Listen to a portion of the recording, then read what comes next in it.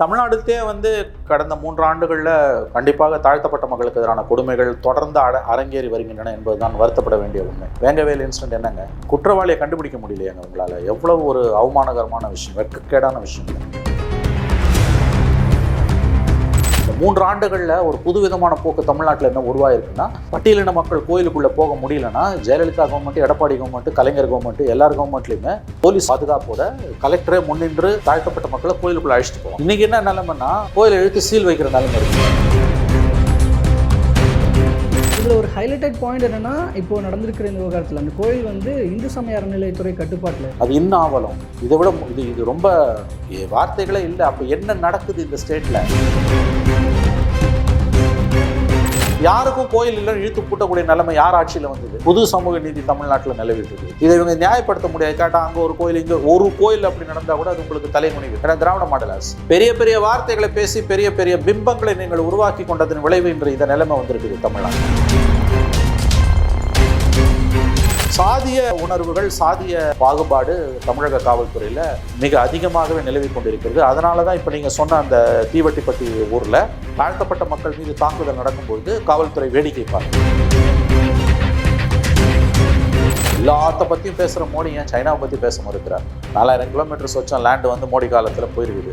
இல்லை, அதுக்கு கூட ராஜ்நாத் சிங் இப்போ பதில் கொடுத்துருக்குறாங்க சார். பேச்சுவார்த்தைகள்லாம் போயிட்டுருக்கு, அது சுமூகமாக முடியுன்ற நம்பிக்கை இல்லாமல் பேச்சுவார்த்தை எல்லாம் கரெக்டுங்க. நம்ம நிலம் போச்சா போலியாங்க? நம்ம நிலம் போயிருக்கு. அவங்ககிட்ட எதிர்கட்சிகளும் ராகுல் காந்தியும் ஃபாரின் மீடியாவும் சொல்கிறதெல்லாம் கூட நீங்கள் ஒதுக்கிடுங்க. அவங்க எல்லாருக்கும் உங்கள் மேலே உள்நோக்கம் இருக்குது. Very good. உங்கள் கட்சி எம்பி சொல்கிறாங்க டெல்லியில் இன்னார் வேணும் வேணான்றதான். இப்போ மோடி வேணுமா வேணாமான்றதான் ஒரே question. Not even BJP. Modi வேணுமா வேணாமா? வட இந்தியாவில் பலரும் தெரிவிக்கக்கூடிய கருத்து, எல்லா ஒப்பீனியன் போல்ஸ்லையும் வரக்கூடியது, மோடி பிடிக்குது, பிஜேபி பிடிக்கலான்றான்.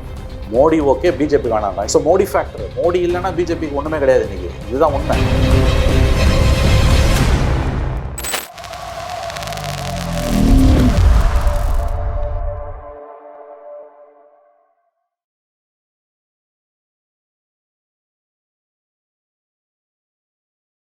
ஐத்தமிழ் நேயர்கள் அனைவருக்கும் அன்பு வணக்கம். இன்றைய சிறப்பு நேர்காணலில் நம்மோடு இணைந்திருக்கிறார் மூத்த பத்திரிகையாளர் திரு மணி அவர்கள். அவரிடம் தற்போது பேசுபொருளாக உள்ள பல்வேறு விவகாரங்கள் குறித்து பேசியிருக்கிறோம். பேசலாம். வணக்கம் சார், நல்லா இருக்கீங்களா? நன்றாக இருக்கு. ஒரு முக்கியமான ஒரு சமூகம் சார்ந்த பிரச்சனையாக தீவட்டிப்பட்டின்ற கிராமத்தில் நடந்த ஒரு மாரியம்மன் கோயில் விழாவில் ஒரு சமூகத்தினருக்கு இடையில பிரச்சனை. அதில் வழிபாடு நடத்துறதுல இந்த பிரச்சனை இருக்கிறதாக தகவல்கள் வெளியாகிட்டு இருக்கு. அதில் காவல்துறையினர் பேச்சுவார்த்தைலாம் நடத்தினதுக்கப்புறமும் அந்த கலவரம் நடந்திருக்கு. இப்போ ஆனால் அதில் பர்டிகுலர்லி பட்டியலின மக்களை சேர்ந்தவர்களை குறி வச்சு அதில் கைது பண்ணியிருக்கிறாங்க. குறிப்பாக பொய் வழக்கில் கைது பண்ணியிருக்கிறாங்க. திருமாவளவன் அவர்கள் கூட அறிக்கையில் சொல்லியிருக்கிறார். ஸோ அந்த விவகாரத்தில் காவல்துறை எப்படி கையாண்டிருக்கிறாங்க? அந்த சமூகம் சார்ந்த பிரச்சனையாக நீங்கள் இல்லை, இது அங்கே தலித் மக்களுக்கு எதிராக நடந்த வன்முறை என்று தான் கேள்விப்படுகிறேன். அந்த வீடுகள் கொளுத்தப்பட்டிருக்கின்றன. அது எந்த ஊர் சொல்லுங்கள்? தீவட்டிப்பட்டி, சேலம் மாவட்டத்தில் அந்த தலித் மக்களுக்கு எதிரான நடந்த வன்முறை அது ஆதிக்க ஜாதிகளால். பட் வழக்கம் போல் பாதிக்கப்பட்ட மக்களையே, பட்டியலின மக்களையே கைது செய்திருக்கிறார்கள். அதனால தான் நம்முடைய திருமா கூட அதை எதிர்த்து இன்றைக்கி அறிக்கைகள் வெளியிட்டிருக்காரு. தமிழ்நாடுத்தே கடந்த 3 ஆண்டுகளில் கண்டிப்பாக தாழ்த்தப்பட்ட மக்களுக்கு எதிரான கொடுமைகள் தொடர்ந்து அரங்கேறி வருகின்றன என்பதுதான் வருத்தப்பட வேண்டிய உண்மை. வேங்கவேல் இன்சிடென்ட் என்னங்க, குற்றவாளியை கண்டுபிடிக்க முடியலையாங்க உங்களால்? எவ்வளவு ஒரு அவமானகரமான விஷயம், வெட்கக்கேடான விஷயம் இல்லை? அதை 3 வருஷம் முடிய போகுது கவர்மெண்ட் ஓவர் ஹெட் டேங்கில் மலம் கலந்த அந்த வழக்கில் வேங்கவேலில் இன்ன வரைக்கும் உங்களால் குற்றவாளியை கண்டுபிடிக்க முடியல. எத்தனை சிபிசிஐடி என்கொயரி? எதை வைத்து இந்த அரசு நியாயப்படுத்துகிறது? அதே மாதிரி கோயில்களுக்குள்ளே தலித் மக்கள் போக முடியாமல் சில கோயில்கள் இன்று இழுத்து மூடப்படுகின்றன. முன்பெல்லாம் என்ன நடக்கும்னா, கலெக்டரும் எஸ்பியும் அவங்க தலைமை தாங்கி போலீஸ் படையோடு உள்ளே போய் கோயிலை திறந்து உள்ளே போய் பழங்குடியின மக்களையும் அனைத்து மக்களையும் வழிபாட்டுக்கு அழைச்சிட்டு போவாங்க. அதுதான் சமூக நீதி.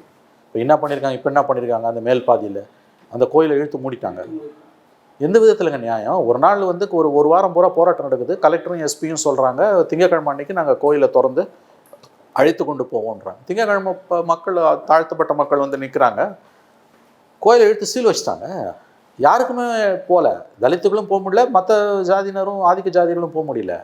இது சமூக நீதினு பேசுகிறாங்க திமுகவில் இருக்கக்கூடிய செய்தி தொடர்பாளர்கள். எது யாருக்குமே போகாது சமூக நீதியா? இந்த புது விதமான சித்தாந்தத்தை எங்கேயாவது நீங்கள் கேட்டிருக்கீங்களா? வைக்கம் போராட்டத்தை நம்ம ஏங்க பாராட்டுறோம்? அங்கே வந்து தாழ்த்தப்பட்ட மக்களுக்கு ஆலய நுழைவு போராட்டத்தை பெரியார், தந்தை பெரியாரும், வைத்தியநாத ஐயர், இந்த மாதிரி பெரிய மனிதர்கள் வந்து அழைச்சிட்டு போனாங்க. அதனால தானே இன்றைக்கி நம்ம 100 ஆண்டு கொண்டாடுறோம்ல, நூற்றாண்டு விழாவை கொண்டாடணும். அங்கே வந்து தலித்துகளுக்கு இடம் இல்லை, மற்றவனுக்கும் இடம் இல்லை, கோயிலை இழுத்து மூடின்னு வைத்தியநாத ஐயரும் பெரியாரும் சொல்லியிருந்தா நீ கொண்டாடுவீங்களா? அதை தானே நீ செய்கிற இன்றைக்கி. அதே மாதிரி சிவகங்கையில் ஒரு கோயிலுங்க, அந்த கோயிலில் வந்து இதே மாதிரி பட்டியலின மக்கள் உள்ளே போக முடியல.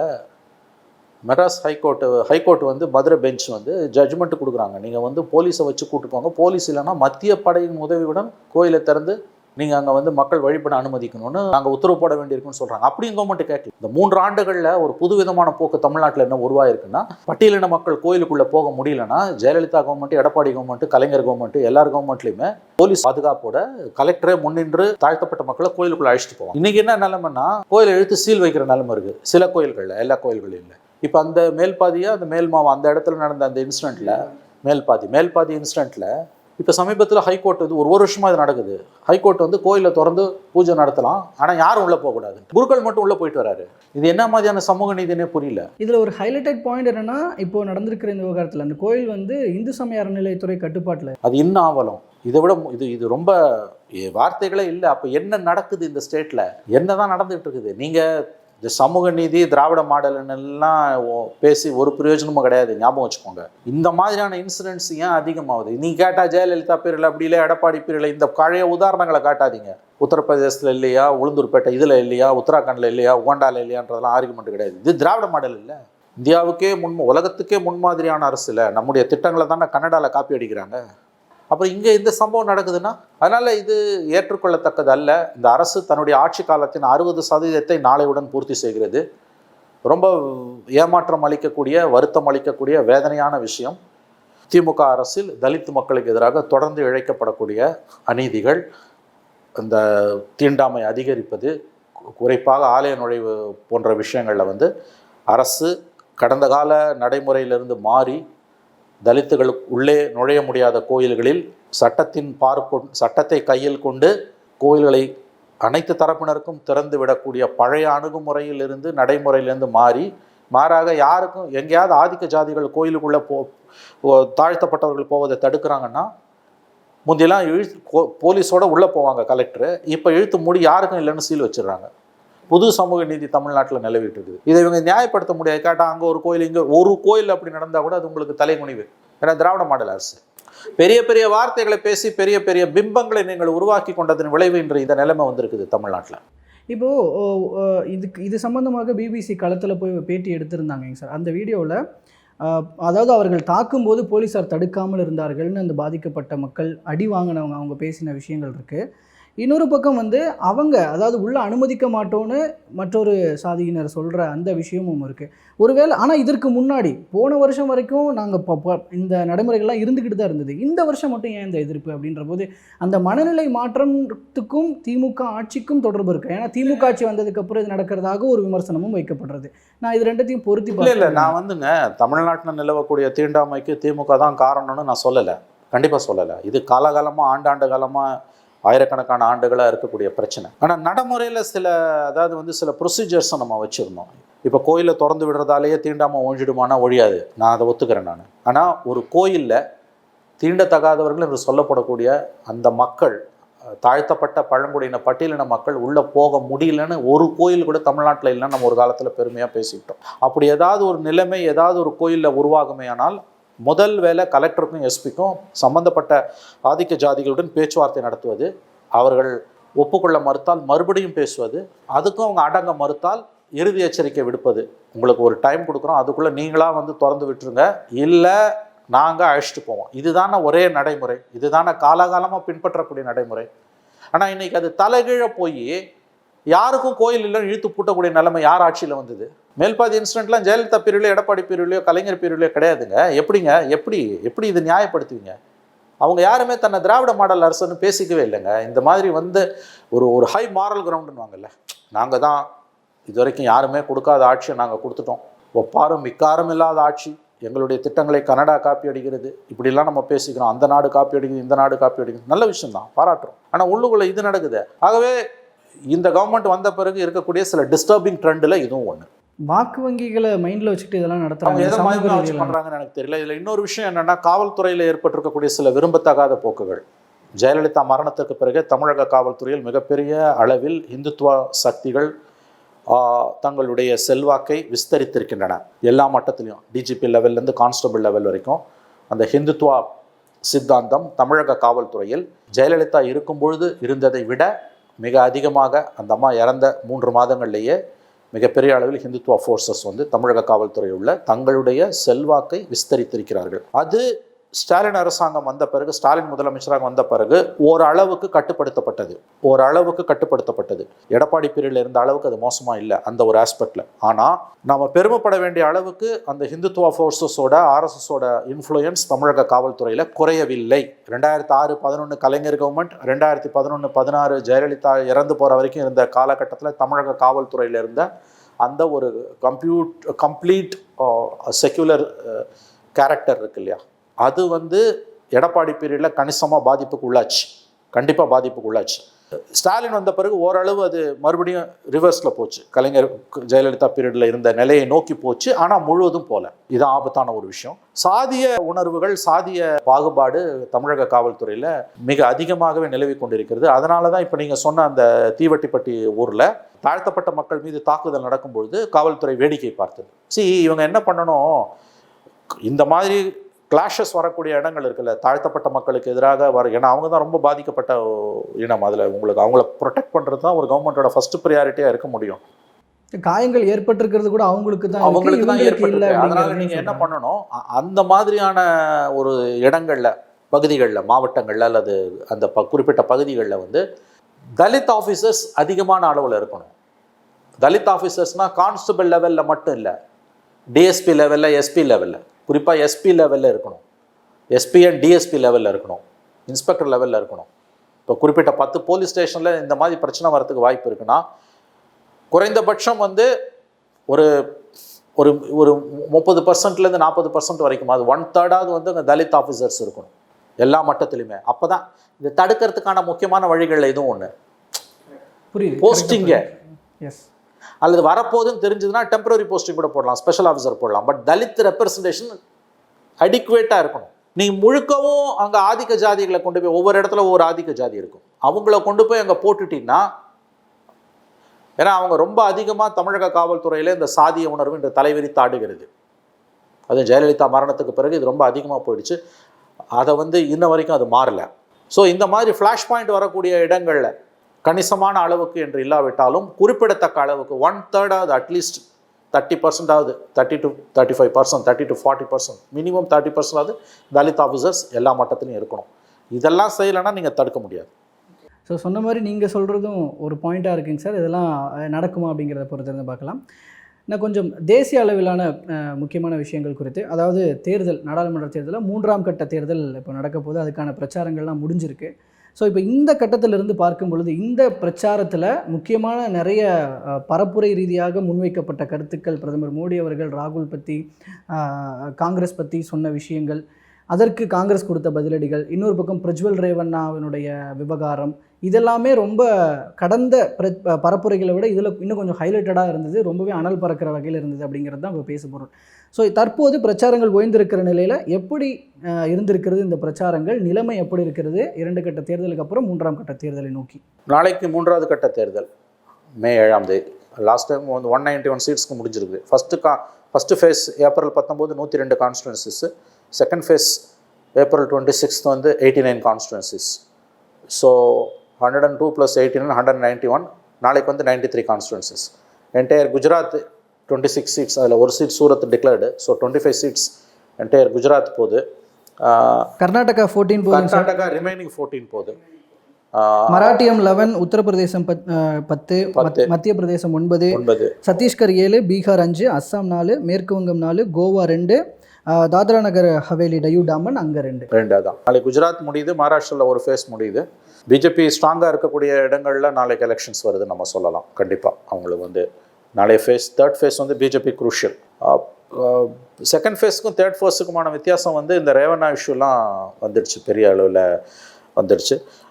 பிரைம் மினிஸ்டரோட ஸ்பீச் வந்து ரொம்ப ஆபத்தான அபாயகரமான கட்டத்தை இந்த 2வது கட்டத்துக்கும் 3வது கட்டத்துக்கும் நடுப்புறதான், ஃபஸ்ட்டு ஃபேஸுக்கும் 3rd ஃபேஸுக்குமே நடுப்புறதான் அவர் நடத்தினார் 19ஆம் தேதிக்கு பிறகு. குறிப்பாக இஸ்லாமியர்களை குறிவைத்து நடத்தப்பட்ட பேச்சு ரொம்ப எக்ஸ்ட்ரீமாக போச்சு. குஜராத்தில் போய் ஒரு ஊரில் 2 எருமாடு இருந்துன்னா ஒரு எருமாடை காங்கிரஸ்காரன் பிடிச்சின்னு போய் முஸ்லீம்ஸ் கிட்ட கொடுத்துருவான்ற லெவலுக்கெல்லாம் அற்பத்தனமாக மோடி பேசி கொண்டிருந்தா.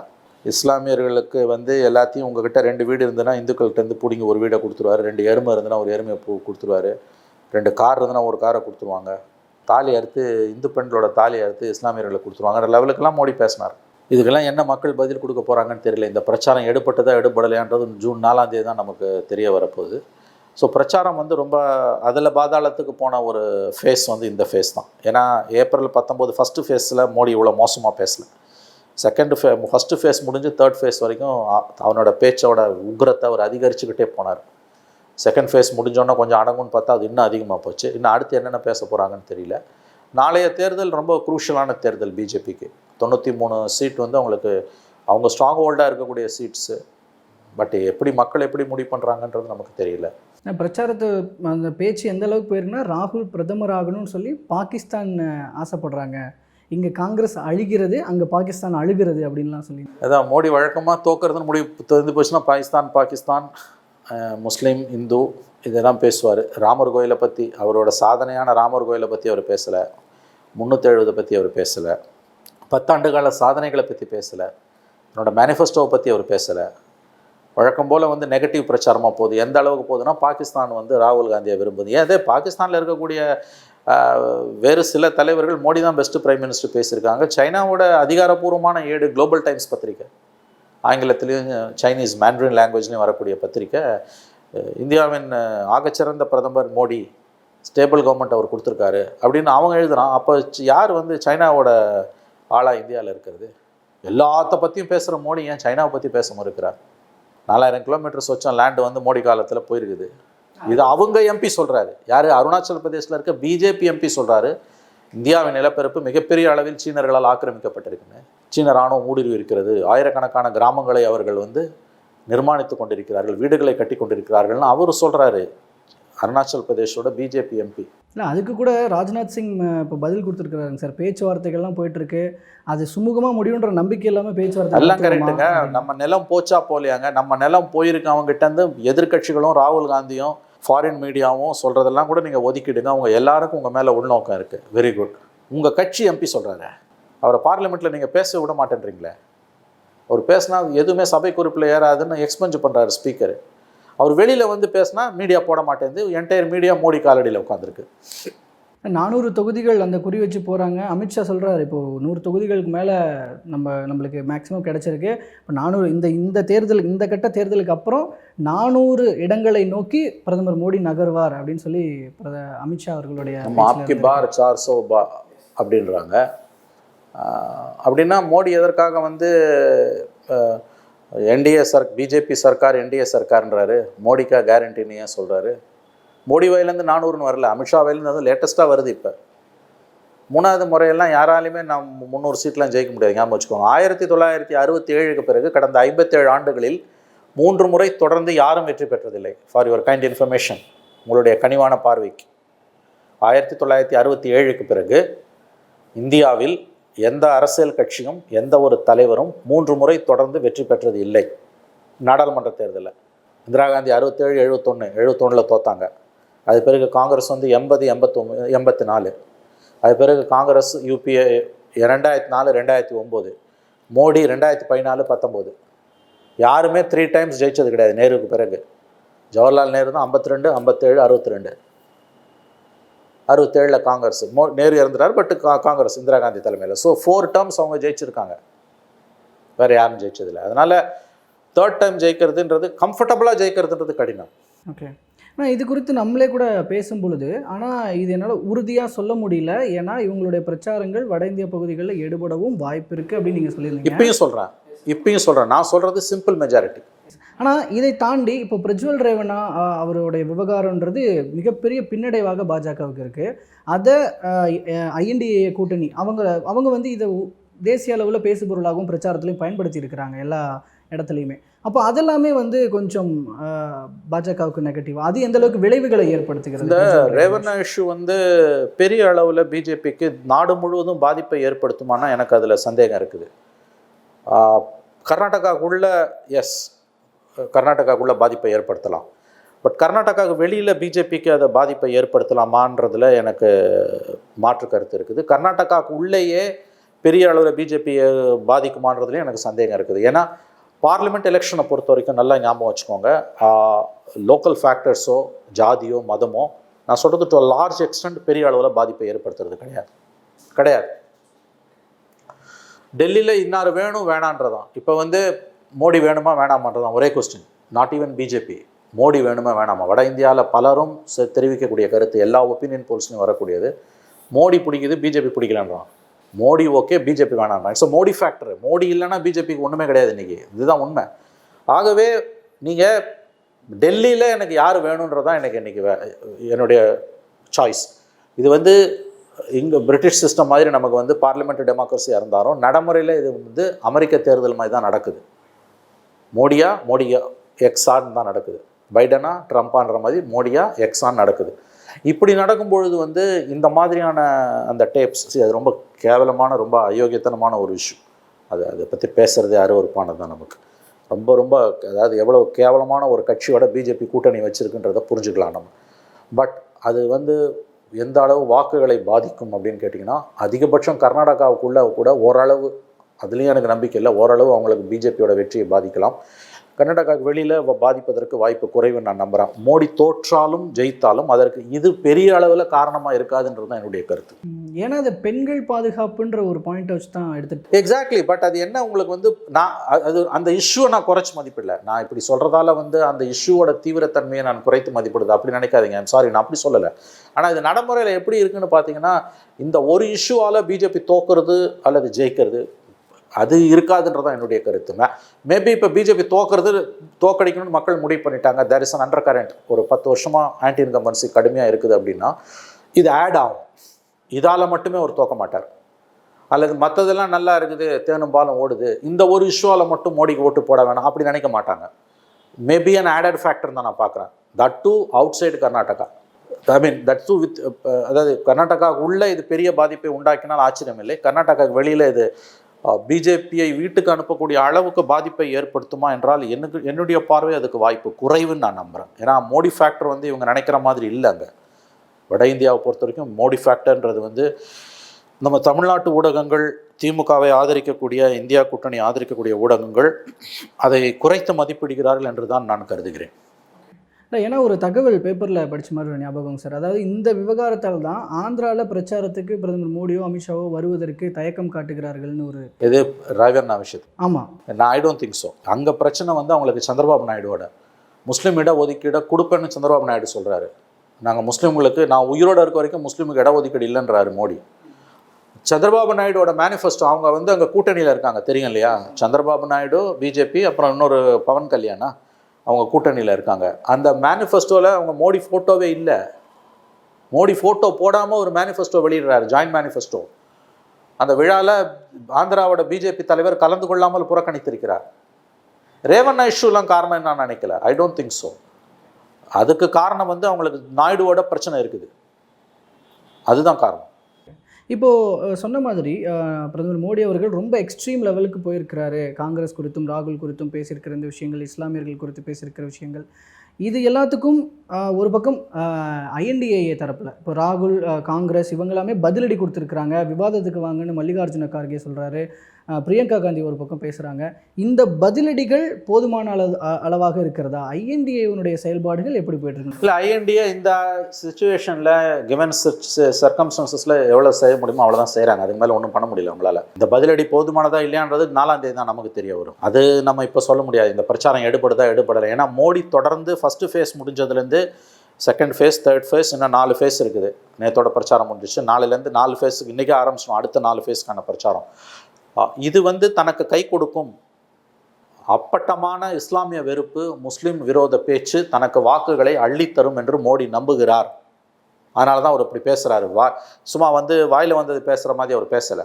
இந்த போக்கு, இந்த ஸ்டாண்ட் இருக்கு இல்லையா, எந்த பிரதம மந்திரியும் நினைச்சே பார்க்க முடியாத ரொம்ப ரொம்ப அபாயகரமான பேச்சு இருக்கு இல்லையா, முஸ்லீம்களை விரோதியாக சித்தரித்து எஸ்சி எஸ்டி மக்களை முஸ்லீமுக்கு எதிராக திருப்பக்கூடிய உங்கள் ரிசர்வேஷனை பறித்து முஸ்லீம்ஸுக்கு கொடுத்துருவாங்கன்றதெல்லாம் ரொம்ப டேஞ்சரஸான ஸ்பீச். நாட்டு மக்களை ஒரு பிரிவினரை இன்னொரு பிரிவினருக்கு எதிராக திருப்பக்கூடிய ரொம்ப ஆபத்தான காரியத்தை மோடி செஞ்சுட்டு இருக்காரு, பிரதம மந்திரி செஞ்சுட்டு இருக்காரு. ரிசர்வேஷனை மையப்படுத்தி ரொம்ப மோசமாக பேசுறாரு. இது ரொம்ப ஆபத்தான பேச்சு. இதுக்கு எதிர்வினை எப்படி இருக்கும் நமக்கு தெரியாது. இது வாக்குகளை அவர்களுக்கு கொண்டு வராதுன்னு நீங்கள் நம்ப முடியாது. இது வாக்குகளை தனக்கு கொடுக்கும் என்று மோடி நம்புகிறார். அது ஒதுக்கி தள்ள முடியாத ஒரு பார்வையை தான் நான் பார்க்குறேன். ஏன்னா அவங்க நன்றாக ஆராய்ச்சி செய்து அவங்களுக்கு ஒரு டீம் இருக்குதுங்க, அவங்க பின்னால் ஒரு பெரிய கூட்டம் இருக்குது, ஒரு பெரிய ரிசர்ச் ஒர்க் நடந்துகிட்டு இருக்குது. 10 வருஷம் சாதனையை சொல்லி நீ ஓட்டு கேட்டால் ஓட்டு விழாது. இல்லை உன் மேனிஃபெஸ்டோவில் அவரோட மேனிஃபெஸ்டோவை பற்றி மோடி என்றைக்குமே பேசலைங்க, காங்கிரஸ் மேனிஃபெஸ்டோவை தான் பேசுகிறாரு. இன்ஃபேக்ட் அன்றைக்கி காங்கிரஸ் லீடர் யாரோ சொன்ன மாதிரி காங்கிரஸ் மேனிஃபெஸ்டோவோட பிராண்ட் அம்பாசிடராக மோடி மாறிட்டார். இன்றைக்கி காங்கிரஸ் மேனிஃபெஸ்டோ தினமும் மக்கள்கிட்ட போய் மோடி பேசுகிறாரு, பச்சை பொய்யை சொல்கிறாரு, அதில் சொல்லாததெல்லாம் சொல்கிறாருங்க, எங்கேயுமே சொல்லலைங்க. எருமாடை பிரித்து கொடுத்துருவான்னு எங்கெங்க சொன்னாங்க? அது ஏன் தெரியுமா எருமாடுன்றாரு? அவர் பேசின குஜராத்தில் அந்த பர்டிகுலர் ஊர் இருக்கு இல்லையா, இந்தியாவிலே எருமை மாடுகள் இன்றைக்கி அதிகமாக இருக்க ஊர், அங்கே பசு மாடை விட எருமாடு அதிகமாக. அதான் சொன்னாங்க, பசு கை விட்டுடுச்சு. மோடிக்கு பிஜேபிக்கு ஆர்எஸ்எஸ்க்கு பசு தானே, கோமாதா தானே அவங்களுக்கு முக்கியமானது. பசு கை விட்டுடுச்சு, எருமையை கையில் தூக்கினானுங்க. ஆக இது வாக்குகளை கொடுக்கும். இந்த அப்பட்டமான இஸ்லாமிய வெறுப்பு தனக்கு வாக்குகளை அள்ளித்தரும் என்று மோடி நம்புகிறார். மக்கள் என்ன நினைச்சிட்டு இருக்காங்கன்றது 4ஆம் தேதி தான் தெரியும். இன்னொரு விஷயம், அந்த ராஜ்புத் சமூகத்தினர் ரொம்ப வெறுப்போட இல்லை, அதில் ஒரு மாறுபட்ட கருத்து இருக்குங்க. எக்கனாமிக் டைம்ஸ் பத்திரிகையில் ஒரு பெரிய ஆர்டிகல் வந்திருந்தது. ராஜ்புட்ஸ் விஷயத்தில் பிஜேபி கரெக்டாக தான் பண்ணுறாங்க. ஏன்னா ராஜ்புட்ஸ் விட அங்கே இருக்கக்கூடிய மற்ற சமூகங்களோட எண்ணிக்கை அதிகம். மற்ற சமூகங்கள் பிஜேபிக்கான வாக்கு வங்கி சாலிடாக இருக்குது.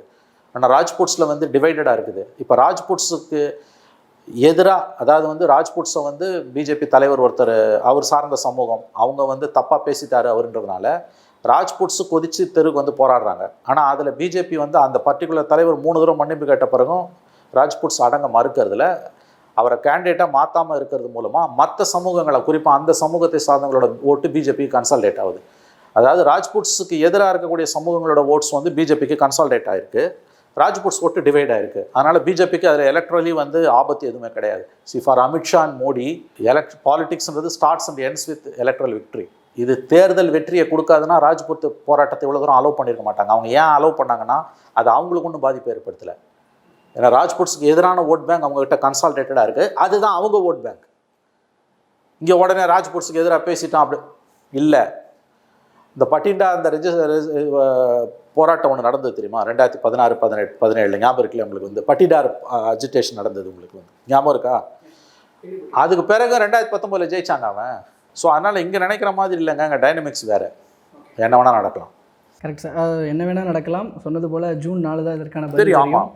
ஸோ பொறுத்திருந்து பார்ப்போம் சார் என்ன நடக்க போகுது அப்படின்னு. பல்வேறு தகவல்கள், நிகழ்வுகள் சார்ந்த உங்களோட பார்வைகளையும் கருத்துக்களையும் எங்களோடும் எங்கள் மூலமாக மக்களோடும் பகிர்ந்துகிட்டதுக்கு ரொம்ப நன்றி. நன்றி சார்.